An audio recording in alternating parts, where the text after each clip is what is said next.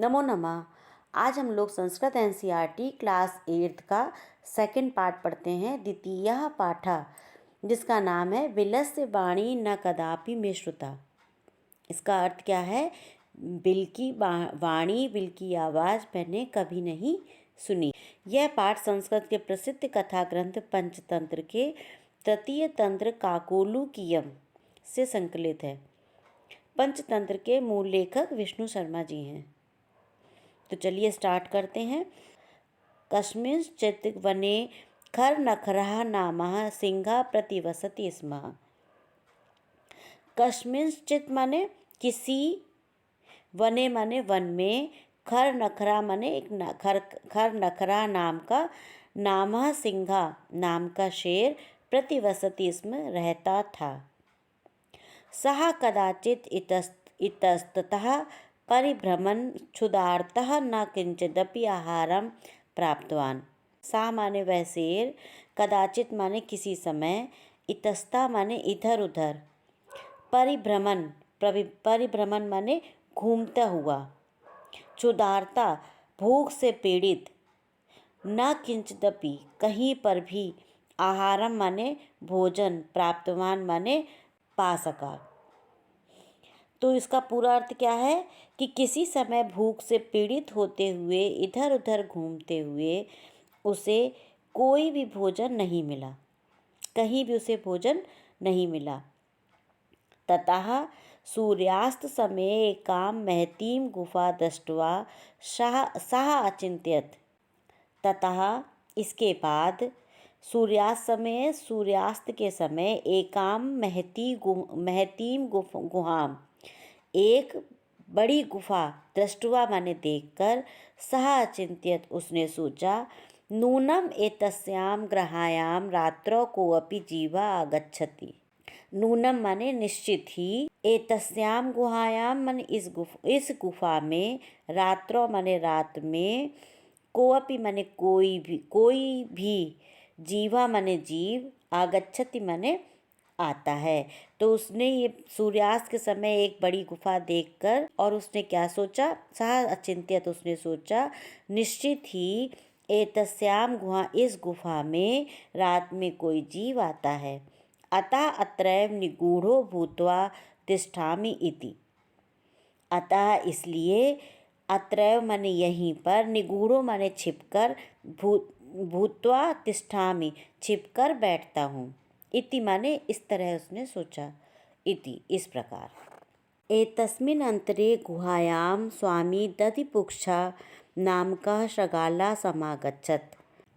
एतस्मिन् अंतरे माने इसी बीच में, गुहायां स्वामी गुफा का स्वामी, दधिपुच्छ नाम का, शृगालः माने गीदड़, समागच्छत् आ गया।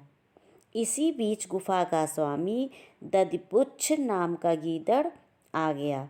स च यावत् पश्यति तावत् सिंहपदपद्धति गुहायां प्रविष्टा दृश्यते, न च बहिरागता। स च यावत् उसने यावत् माने जब, ध्यान से, पश्यति देखा, तावत् तो, सिंहपदपद्धति शेर के पैरों के चिन्ह, गुहायां प्रविष्टा गुफा में प्रवेश करते हुए, दृश्यते दिखे, न च बहिरागता लेकिन उसे बाहर आते हुए नहीं दिखे। शृगालः अचिंत्यत गीदड़ ने सोचा, अहो विनष्टो अस्मि, अरे मैं तो मर गया। अस्मिन् बिले सिंहः अस्तीति तर्कयामि, निश्चित ही इस गुफा में शेर है, ऐसा सोचता हूँ। तत् किं करवाणि, तो मैं क्या करूं? एवं विचिन्त्य दूरस्थारवं कर्तुमारब्धः। भो बिल किं न स्मरसि यन्मया तव्या स समयः कतो अस्ति यत् यदाहं बाहात् प्रत्यागमिष्यामि तदा त्वं माम् आकारिष्यसि। तो इसका क्या अर्थ हुआ कि एवं विचिन्त्य, ऐसा सोचकर उसने क्या किया कि दूरस्था रवब कर्तुर आरब्धा, ऐसा सोचकर दूरस्था माने दूर से ही, कर्तुर आरब्धा माने बोलना शुरू कर दिया, दूर से ही उसने बोलना शुरू कर दिया। भो बिल, हे गुफा किमना स्मरसी, तुम्हें क्या याद नहीं है, स्मरण नहीं है। यन्मया तव्या सह सम्या कृतो अस्ति, मेरा तुम्हारे साथ समझौता हुआ है। क्या समझौता हुआ है कि यद यदा हम बहाता प्रत्यागमिष्यामि, कि जब मैं बाहर से लौटूंगा तो क्या करोगी, तदा त्वं माम आकारिष्यसि, तब तुम मुझे पुकारोगी, बुलाओगी। यदि त्वं माम ना आहायसि, यदि तुम मुझे नहीं पुकारती हो, नहीं बुलाती हो, तहिर तो अहम द्वितीयं बिलं यास्यामि इति, तो मैं दूसरी गुफा में चला जाऊंगा। अत एतत् श्रुत्वा सिंहः अचिंत्यत, यह सुनकर शेर ने सोचा, नूनम एषा गुहा अस्वामिना सदा समाहवनम करोति, नूनम माने निश्चित ही, ऐसा यह गुहाम गुफा, स्वामिना अपने स्वामी का, सदैव, समाहवनम माने आवाहन, करोति माने करती है। परंतु मद भयात न किंचित वदपि, लेकिन मेरे भय से यह बोल नहीं रही है। शेर ने क्या सोचा कि निश्चित ये अपने स्वामी का आवाहन करती है, लेकिन मेरे भय से ये बोल नहीं रही है। अथवा साधिविदम उच्यते, अथवा यह उचित ही कहा गया है। क्या कहा गया है, भय संत्रस्त मनसाम हस्तपादादिकः क्रिया प्रवर्तन्ते न वाणी च वे पुथुश्चादिको भवेत्। भय संत्रस्त मनसा, भय से डरे हुए मन वाले लोगों के, हस्तपादादिका क्रिया, हाथ और पैर, आदि क्रिया मने चलते नहीं हैं, क्रिया नहीं कर पाते हैं। प्रवर्तन्ते न वाणी चा वे पथुश्चादिको भवेत्, उनकी वाणी भी अधिक नहीं चलती है, मतलब कांपने लगती है बोलने में। तो भय से ये हाथ पैर भी कांपने लगते हैं, चलते नहीं हैं, और वाणी भी बोलने में कांपने लगती है, ऐसा शेर ने सोचा। तद अहम अस्य आवाहनम करोमि, तो मैं इसका आवाहन करता हूँ, मैं इसे पुकारता हूँ। एवं सा बिले प्रविश्य में भोज्यम भविष्यति, तो इस तरह वह गुफा में, बिले माने गुफा में, प्रविश माने प्रवेश करेगा, मैं भोज्यम भविष्यति, और मेरा भोजन बन जाएगा। इत्थम विचार, यह सोचकर सिंहा सहसा शृगालस्य आवाहनम अकरोत्, यह सोचकर शेर ने अचानक गीदड़ का आवाहन किया, गीदड़ को पुकारा। सिंहस्य उच्च गर्जन प्रतिध्वनिना सा गुहा उच्च शृगालम आहायत, तो अब उसके तेज गर्जना करने से क्या हुआ कि शेर की बहुत तेज गर्जना से, की प्रतिध्वनि से, जब आप खाली जगह में बहुत तेज चिल्लाते हैं, बहुत तेज बोलते हैं, तो एक प्रतिध्वनि निकलती है, और शेर की तो वैसे भी बहुत तेज आवाज़ होती है। तो शेर की उच्च गर्जना से, उसकी प्रतिध्वनि से, सा गुहा, वह गुफा ने जोर से, उच्च माने जोर से, शगालम गीदड़ को, आहायत माने पुकारा। अनेन अन्यो अपि पशवा भयभीता अभवन, और क्या हुआ, इससे दूसरे भी, अन्य अपि दूसरे भी, पशवा माने पशु, भयभीता अभवन भयभीत हो गए। शगालो अपि तथा दूरम पलायमाना इमं पठयत, तो गीदड़, क्या किया उसने, गीदड़ ने भी वहाँ से दूर भागते हुए, इमं पठत, यह कहा, क्या कहा, अनागतम यह कुरुते स शोभते स शोचते यो न करोत्यनागता, वने अत्र संस्थस्य समागता जरा विलस्य वाणी न कदापि मे श्रुता। अब अनागतम माने आने वाले, यह जो, कुरुते माने करता है, तो जो होने वाले, आने वाले दुख को या भावी दुख का समाधान जो पहले से सोच लेता है वह शोभा पाता है। सशोभते, वह शोभा पाता है या सुखी रहता है।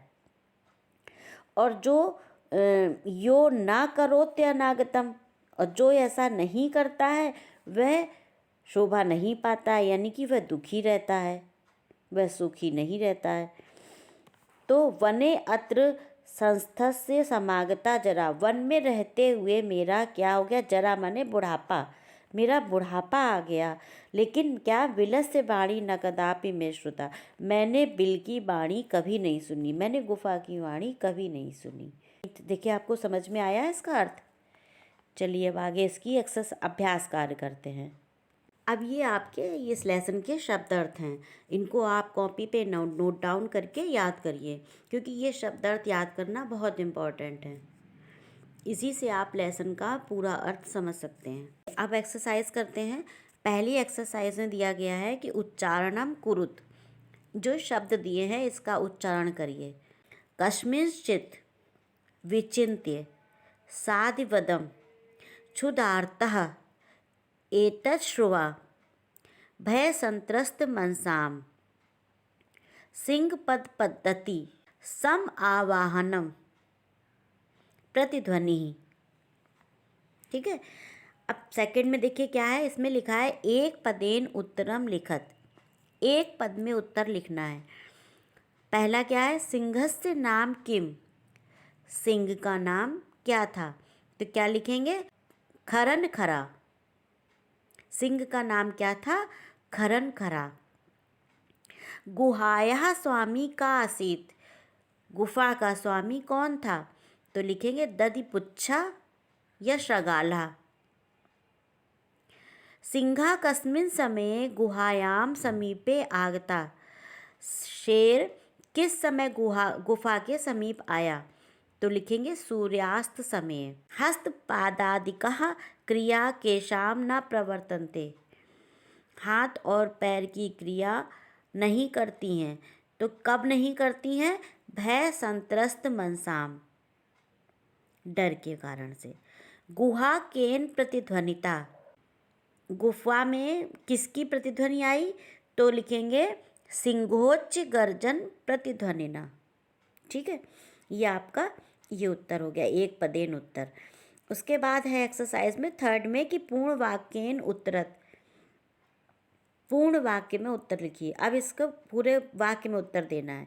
पहला क्या है, खरन खरा कुत्र प्रतिवसति इसम, खरन खरा कहाँ रहता था, तो लिखेंगे खरन खरा कस्मिंश्चित् वने प्रतिवसति इसम, किसी वन में रहता था। महतीम गुहाम दृष्ट्वा सिंहा किम अचिंत्यत, इसका मतलब क्या हुआ कि महान गुफा देखकर शेर ने क्या सोचा, महतीम गुहाम दृष्ट्वा सिंहा अचिंत्यम नूनम एतस्यां गुहायां रात्रौ कोऽपि जीवः आगच्छति अतः अत्रैव निगूढ़ो भूत्वा तिष्ठामि इति। इस प्रकार उसने सोचा कि निश्चित ही इस गुफा में कोई रात में कोई जीव आता है, मैं छुप कर बैठता हूँ। श्रगाला किम अचिंत्यत, अब गीदड़ ने क्या सोचा, श्रगाला अचिंत्यत अहो विनष्टो अस्मि, मैं तो मर गया।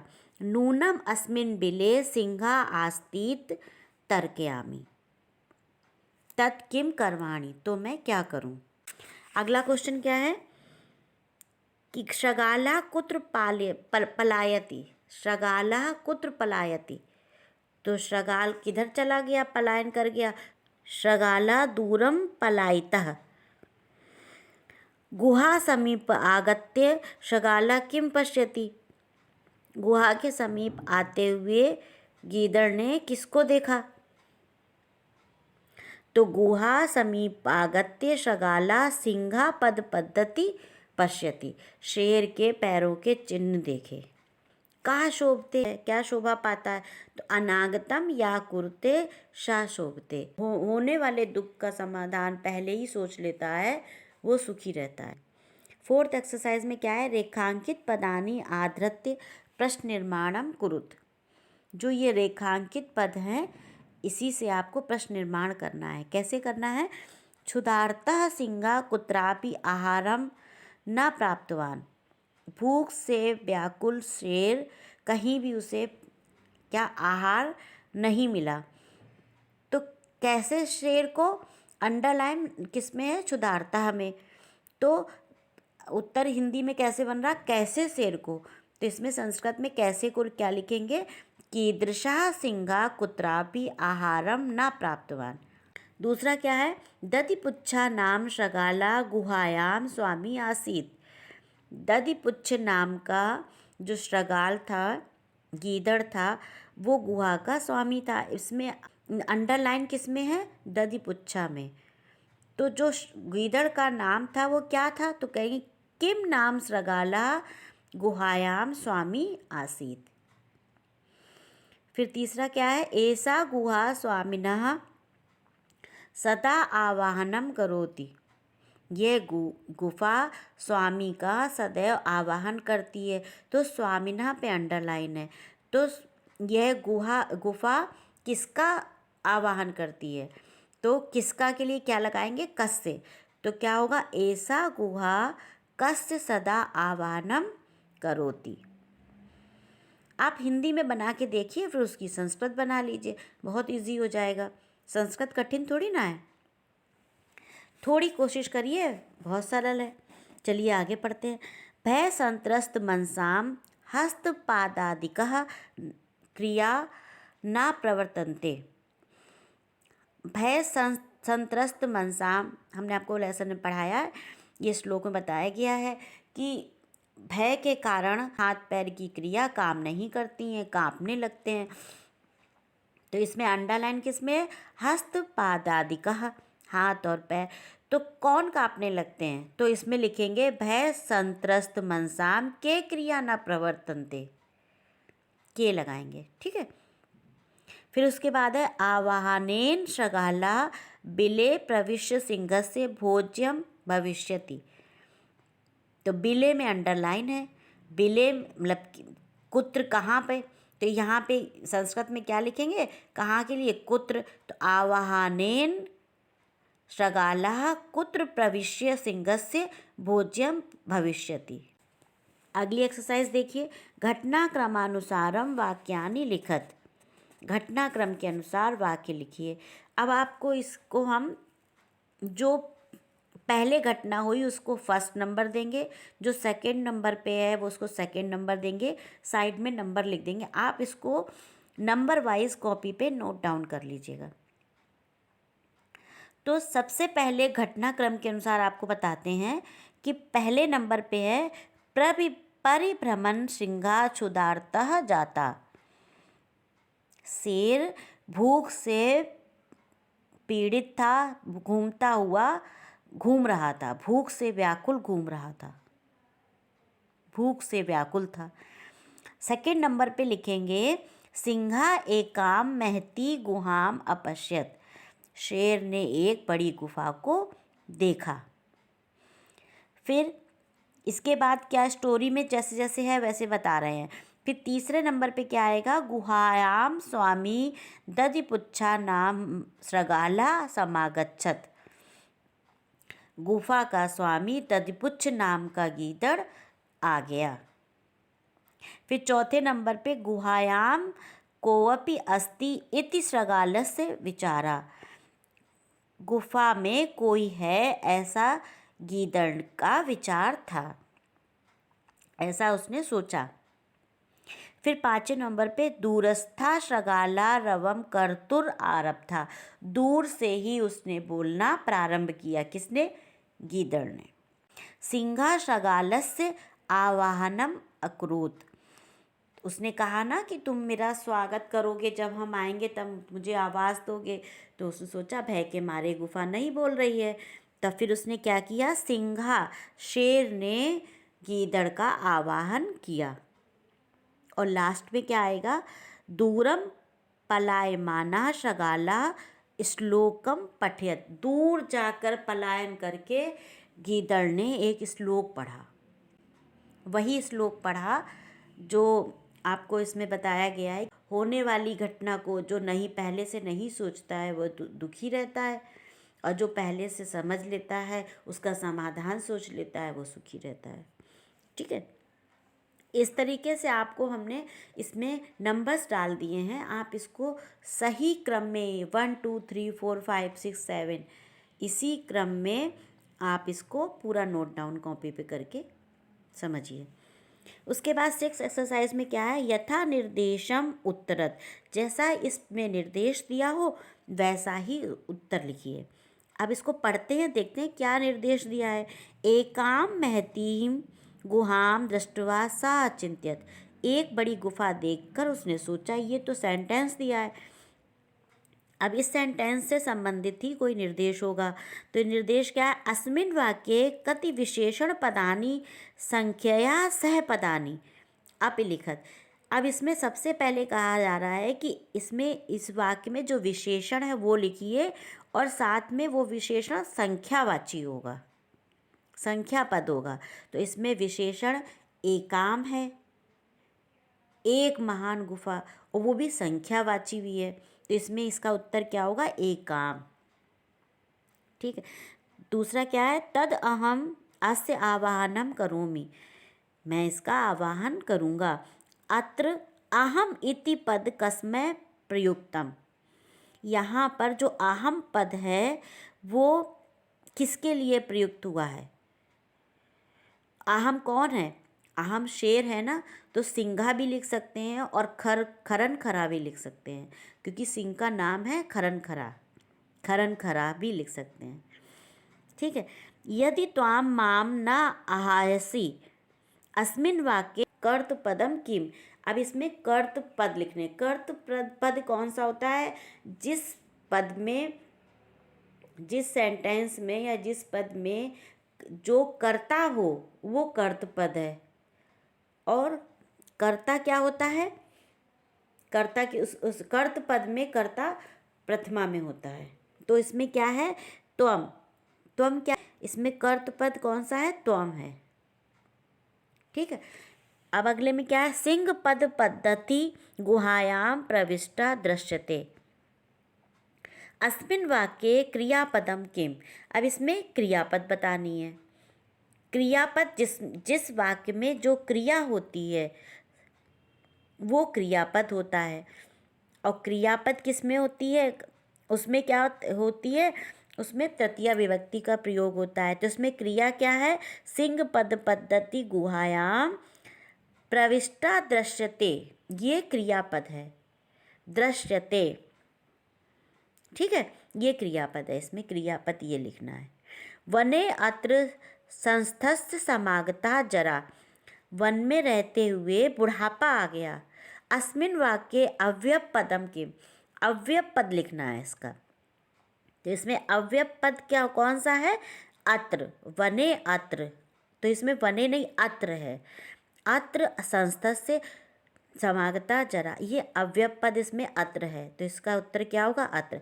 अव्यय पद की हमने एक वीडियो भी बनाई है, आप इसको आई बटन में क्लिक करके अव्यय कौन कौन से होते हैं, अव्यय क्या होते हैं, वो सब इसमें उसका डिटेल दिया गया है। अव्यय वो पद होते हैं जिसमें कभी कोई परिवर्तन नहीं होता है, जिन शब्दों में, जिन पदों में कभी कोई परिवर्तन नहीं होता वो अव्यय पद कहलाते हैं। ठीक है, अब 7th एक्सरसाइज देखिए क्या लिखा है, मंजूषाता अव्यय पदानी चित्वा रिक्त स्थानानि पूरयत। अब इसमें सारे अव्यय पद दिए हुए हैं जो मंजूषाता में है, ब्लॉक में इसमें। तो इस सारे अव्यय पद को ही लिखना है।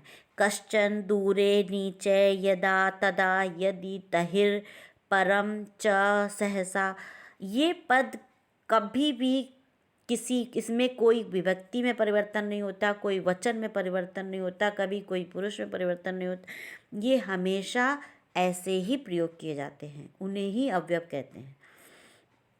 चलिए इनको पूरा करते हैं अव्यय से।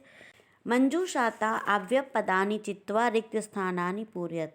इसमें अव्यय पद जो नीचे दिए गए हैं, यही अव्यय पद आपको भर के पूरा पैराग्राफ पूरा करना है। इसमें कबूतर की एक स्टोरी है कि वो जाल में कैसे फंसा, इसके बारे में राजा ने क्या किया, चावल डाले, इस तरीके से जाल में वो कबूतर सब फंस गए। ये इसकी कहानी है। एकस्मिन् वने कश्चन व्याधा जालं विस्तीर्य दूरे स्थिता क्रमशः आकाशात् सपरिवारः कपोतराजा नीचे आगच्छत्। यदा कपोतः तण्डुलान् अपश्यन् तदा तेषां लोभो जाता। जब कबूतर ने चावलों को देखा तो तब क्या हो गया, उनको लालच आ गया। परमं राजा सहमता नासीत् तस्य युक्ति आसीत्। तब उन्होंने क्या युक्ति, यदि वने कोऽपि मनुष्य नास्ति कुतः तण्डुलानां सम्भवा तर्हिर्राज्ञः उपदेशम् अस्वीकृत्य कपोतः तण्डुलान् खादितुं प्रवृत्तः जाले परमं निपतितः। अतः उक्तं सहसा विदधीत न क्रियाम्। इस तरीके से ये स्टोरी आपको अव्यय पद लिख करके, जो ऊपर अवयव दिए हैं वही पद लिख करके आपको पूरी कंप्लीट करनी है। ठीक है, उम्मीद है आपको लेसन पूरी तरीके से समझ में आया होगा। लेकिन फिर भी अगर ये लेसन से संबंधित कोई भी डाउट हो तो आप कमेंट्स बॉक्स में लिख के ज़रूर पूछें, हम ज़रूर आपको बताने की कोशिश करेंगे। धन्यवाद।